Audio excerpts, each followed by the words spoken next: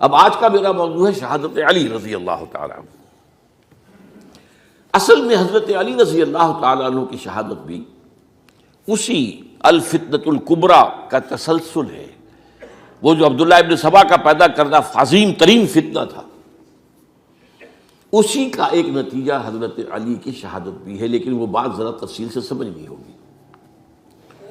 اور اس کے لیے میں ممنون احسان ہوں، حال ہی میں ایک کتاب چھپی ہے، ڈاکٹر سید رضوان علی ندوی، وہ محقق ہیں تاریخ کے، انہوں نے بڑی تاریخی تحقیق کے بعد جو باتیں بیان کی ہیں وہ میں آپ کے سامنے رکھ رہا ہوں۔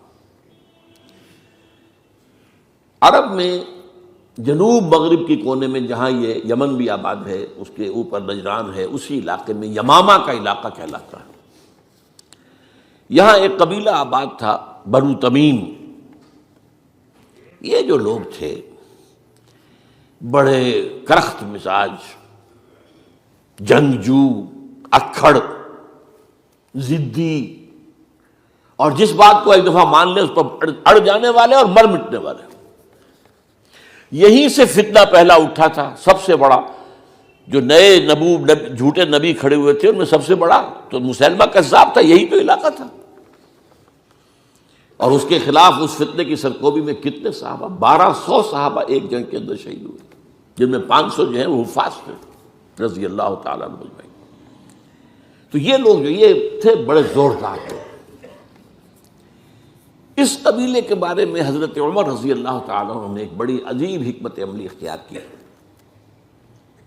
ان کو وہاں سے اکھاڑ کر اور ایران کی سرحدوں پر آباد کر دیا، اب جہاں پر جہاد ہو رہا تھا، تاکہ ان کے اندر جو یہ جنگجوئی ہے یہ اب اس مقصد کے لیے استعمال ہو، اب وہ دارالاسلام کی توسیع کے مقصد کے لیے استعمال ہو۔ اور وہ ہوئی۔ حضرت عمر نے 2 چھاونیاں بنائی تھی رضی اللہ تعالیٰ، کوفہ اور بصرہ، کیونکہ ظاہر بات ہے کہ اب جو اسلام کا دائرہ پھیل رہا تھا اور اسلامی حکومت پھیل رہی تھی، اور زیادہ تر جو ہے مشرق کی طرف پھیل رہی تھی، ایران اور خراسان وغیرہ کی طرف، تو اب مدینے سے اس کا کنٹرول اتنا آسان نہیں تھا، فاصلہ تھا۔ تو چھاونیاں بنائیں تاکہ یہ اس سرحد کے اوپر یہ موجودہ مرکز رہے، یہاں فوجیں موجود رہیں، کہیں کوئی بغاوت ہو تو اس کو کچلنے کے لیے وہ قوت فوری طور پر دستیاب ہو سکے۔ یہ لوگ ہیں کہ جو عبداللہ ابن سبا کی فتنے سے سب سے زیادہ متاثر ہوئے۔ ان کی مزاج میں وہ کجی تو تھی نا۔ حضرت عمر بھی ان کا جو ایک مضبوط کنٹرول تھا انہیں دبائے رکھا ہے، اور ان کا رخ جو ہے ایک دوسری طرف موڑ کر اس سے اسلام کو فائدہ پہنچایا۔ لیکن اس کے بعد جب فتنہ جو آیا یہ عبداللہ ابن سبا، تو سب سے بڑھ کر یہی لوگ اس کے ماننے والے، اور انہی میں سے وہ لوگ تھے جنہوں نے جانیں بھی دے دی ہیں، جنہیں حضرت علی نے زندہ جلایا ہے، اس لیے کہ وہ کہتے تھے کہ علی خدا ہے۔ اے علی تم خدا ہو، تم ہمیں آگ میں جلا رہے ہو، یہ تو تم ہمارا امتحان لے رہے ہو۔ وَلَنَبْلُوَنَّكُمْ بِشَيْءٍ مِّنَ الْخَوْفِ وَالْجُوعِ وَنَقْصٍ مِّنَ الْأَمْوَالِ وَالْأَنفُسِ وَالثَّمَرَاتِ۔ اب وہ اس آیت کو اپنے اوپر منطبق کر رہے ہیں۔ تو یہ جو کرخت لوگ تھے، انہوں نے در حقیقت جو ہے عبداللہ ابن سبا کے کردار میں سب سے بڑا رول پلے کیا، اور انہی کے ہاتھوں حضرت عثمان شہید ہوئے رضی اللہ تعالیٰ۔ اور اس کے بعد انہوں نے حضرت علی رضی اللہ تعالیٰ عنہ کو اپنے گھیرے میں لے لیا، کیونکہ انہی کی کثیر تعداد موجود تھی مدینے میں جب حضرت عثمان شہید ہوئے۔ اس کے بعد اب ظاہر بات ہے کہ کوئی نہ کوئی تو خلیفہ ہونا چاہیے تھا۔ حضرت طلحہ سے کہا گیا، انہوں نے معذرت کر لی، حضرت زبیر سے کہا گیا، انہوں نے معذرت کر لی۔ اب ظاہر بات ہے کہ حضرت علی آخر امت کو چھوڑا تو نہیں جا سکتا تھا بغیر امام کے، انہوں نے قبول کر لی، اگرچہ حضرت حسن روکتے رہے کہ ابا جان یہ ان لوگوں کی بیعت جو ہے آپ قبول نہ کیجیے۔ حضرت حسن تو ان میں سے ہیں جو حضرت عثمان کے دروازے پر کھڑے تھے پہرے دار کی حیثیت سے، حسن اور حسین رضی اللہ تعالیٰ عنہ، انہیں تو معلوم تھا فتنہ جو کون لوگ ہیں۔ اس کے بعد حضرت علی رضی اللہ تعالیٰ عنہ نے اسی حکمت سے، جس حکمت کے تحت حضرت عمر نے یہ چھاونیاں آباد کی تھیں، دارالخلافہ بھی مدینے سے کوفہ منتقل کر دیا، تاکہ پورے عالم اسلام کو کنٹرول کیا جا سکے اس مرکز کے ساتھ۔ اس کا نتیجہ یہ نکلا کہ اب گویا کہ حضرت علی کے گرد ان لوگوں کا گھیراؤ مکمل، کوفے میں یہی تو آباد تھے، کوفی یہی تو تھے، حضرت عمر نے انہیں لا کے یہاں آباد کیا تھا۔ جب حضرت علی نے کوفے کو اپنا دارالخلافہ قرار دیا تو گویا کہ ان کا پھر عمل دخل بہت بڑھ گیا۔ ایک طریقے سے یوں کہا جا سکتا ہے کہ انہوں نے اب حضرت علی رضی اللہ تعالیٰ عنہ کو اپنے محاصرے میں لے لیا۔ چنانچہ جنگ جمل کے موقع پر یہ ہوا ہے کہ صلح ہو گئی تھی، حضرت عائشہ رضی اللہ تعالیٰ عنہ کے جو نمائندے تھے اور ادھر سے حضرت علی، صلح ہو گئی تھی، طے ہو گیا تھا کہ ہاں قاتلین عثمان کو جو ہے اس کو سزا دی جائے گی، قصاص لیا جائے گا حضرت عثمان کی قتل کا۔ لیکن ان لوگوں نے 10,000 آدمی کھڑے ہو گئے کوفے کے اندر، ہم سب قاتل ہیں عثمان کے، لوگ قصاص ہم سے اگر لے سکتے ہو، جس کے نتیجے میں اور انہوں نے جنگ شروع کر دی۔ اور جب جنگ شروع ہو جائے تو پھر اس کے بعد تو کوئی نہیں دیکھ سکتا کیوں شروع ہوئی، کیسے شروع ہوئی، کس نے شروع کی۔ اب تو یا مارو یا مرو، دو ہی باتیں ہوتی۔ 10,000 مسلمان ایک رات میں شہید ہوئے جنگ جمل میں۔ اب اس کے بعد حضرت علی رضی اللہ تعالیٰ عنہ کی خلافت جو ہے حضرت امیر معاویہ نے ماننے سے انکار کر دیا۔ جب تک قاتلین عثمان کو سزا نہیں دیتے ہم بیعت نہیں کریں گے۔ یہ نہیں کہ دعویٰ کیا ہو کہ میں خلافت کا حقدار ہوں، یہ نہیں، لیکن یہ کہ آپ کو ان کو سزا دینی چاہیے۔ اب یہ تھا وہ مخمصہ جس میں حضرت علی رضی اللہ تعالیٰ عنہ وہ فرماتے تھے تو میرا ساتھ دو تو میں ان قاتلین عثمان سے سزا جو ہے ان کو سزا دے سکتا۔ ادھر انہیں پتا تھا کہ میں سرنڈر کرتا ہوں تو مجھے علی تک تو پہنچنے کوئی نہیں دے گا، راستے میں ختم کر دیں گے رضی اللہ تعالیٰ عنہ۔ تو یہ پیچ تھا ایک جو ایسا پڑا ہے۔ اب اس میں جب حضرت معاویہ اور حضرت علی کے مابین فیصلہ کن جنگ ہوئی، جنگ صفین جسے کہتے ہیں، جس میں 70,000 مسلمان ایک دوسرے کی تلواروں، تیروں، نیزوں سے قتل ہوئے۔ اس موقع پر حضرت معاویہ کی طرف سے ایک آفر آئی، قرآن مجید کو نیزے پر اٹھا کر لوگوں نے کہا کہ یہ خون ریزی بند کر دو، ہم قرآن کا فیصلہ ماننے کو تیار ہیں۔ حضرت علی دیکھ رہے تھے کہ یہ اصل میں میری فتح کو شکست سے بدلنے کا پروگرام ہے، تقریباً فتح میری ہو چکی ہے، لیکن یہ جو طبقہ تھا یہ انہوں نے کہا نہیں بڑی ٹھیک بات کہہ رہے ہیں، وہ مانیے ان کی بات، جنگ بند کی۔ انہوں نے ہی یہی لوگ تھے جنہوں نے مجبور کیا حضرت علی کو کہ وہ تحکیم پر رضامند ہو جائے۔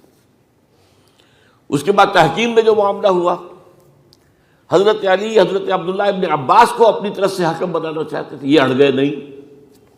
یہ اڑ جانے والے لوگ، اور یہی اصل قوت تھے، وہاں ساری طاقت تو انہیں کی تھی۔ تو انہوں نے ابو موسیٰ اشعری کو اپنی طرف سے مقرر، وہ بہت نرم خو آدمی تھے، انہیں برابر۔ بہرحال جو بھی بات طے ہوئی، اب تاریخ کی روایتوں میں اختلاف ہو سکتا ہے، کہا یہ جاتا ہے کہ طے تو یہ ہوا تھا حکمین کے مابین، ادھر سے ابو موسیٰ اشعری، ادھر سے عمرو بن العاص رضی اللہ تعالی عنہما، کہ آپ اپنے جو کلائنٹ ہیں حضرت علی آپ انہیں معزول کر دیجئے، میں معاویہ کو معزول کر دیتا ہوں، پھر جو ہے مسلمان فیصلہ کر لیں کسی اور کی عبادت۔ انہوں نے کھڑے ہو کے کہہ دیا میں علی کو معزول کرتا ہوں، اور عمرو بن العاص نے کہا کہ میں معاویہ کو قائم کرتا ہوں۔ اب یہ ہے روایت، واللہ عالم اس میں کتنا سچ ہے کتنا جھوٹ ہے، میں کوئی مورخ نہیں ہوں، میں کوئی تاریخ کا محقق نہیں ہوں۔ اس کے بعد جو ہے اب یہ لوگ انہوں نے کہا کہ مانیے تحکیم کو، اور جب انہوں نے حضرت علی نے اس تحکیم کے فیصلے کو ماننے سے انکار کیا تو باغی ہو گئے، حضرت علی کو کافر قرار دیا، اور جا کر ایک جگہ پر حرورہ ایک جگہ تھی وہاں پر جا کے جمع ہو گئے، جتھا بندی کی، بہت بڑی طاقت پر وہاں کری۔ انہوں نے طے کیا کہ علی بھی کافر ہو گیا، معاویہ بھی کافر ہو گیا، عمرو بن العاص بھی کافر ہو گئے، سب کافر ہیں۔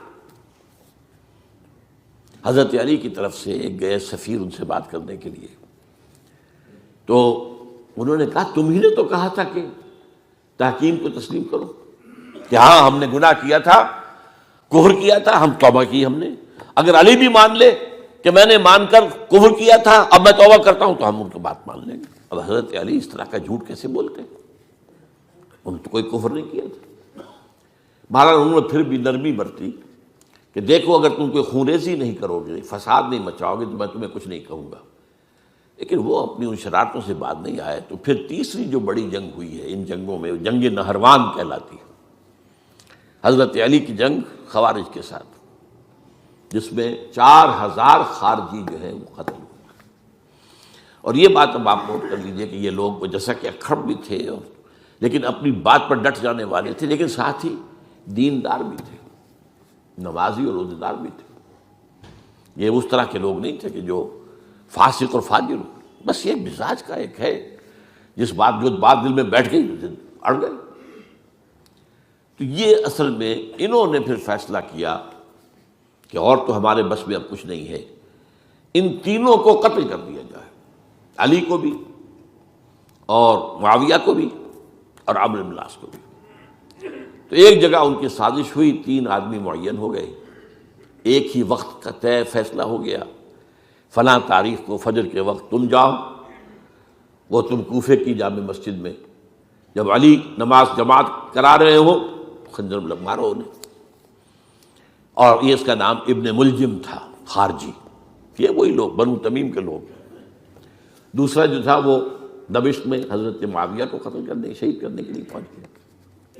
تیسرا مصر پہنچ گیا حضرت عمرو بن العاص کو. اب یہ بات اللہ کی طرف سے ہے، یہ تو اس کی مشیت ہے، اس کا فیصلہ ہے. حضرت علی پر وار کارگر ہوا، آپ شہید ہو گئے. حضرت معاویہ پر وہ وار ذرا اوچھا پڑا، زخمی تو ہوئے لیکن آپ کی جان بچ گئی. عمرو بن العاص اس روز مسجد میں کسی معذوری کی وجہ سے، عذر کی وجہ سے فجر میں آ ہی نہیں سکے، لہذا حضرت علی کی شہادت ہو گئی. اب یہ ہے اصل پس منظر، کن لوگوں نے کیا شہید اصل میں وہ سمجھ لینے کی بات ہے. یہ خوارج نے شہید کیا، لیکن خوارج کا فتنہ سبائی فتنے ہی کا آف شوٹ ہے، اسی کے ذیل میں ہے، اسی کی ایک شاخ ہے، اسی کا ایک نتیجہ ہے. یہ خوارج جو ہے بعد میں بھی ان کی مسلسل جو ہے وہ جنگیں رہی ہیں. بہرحال اس صورتحال کو یہ سمجھ لیجئے کہ یہ خلفائے ثلاثہ رضی اللہ تعالی عنہ، حضرت عمر شہید، عثمان شہید، علی شہید. عجیب بات ہے کہ تینوں کا نام عین سے شروع ہوتا ہے، عمر عین سے، عثمان عین سے، علی عین سے. تینوں شہید ہوئے ہیں. لیکن یہ کہ یہ ہے تاریخی پس منظر.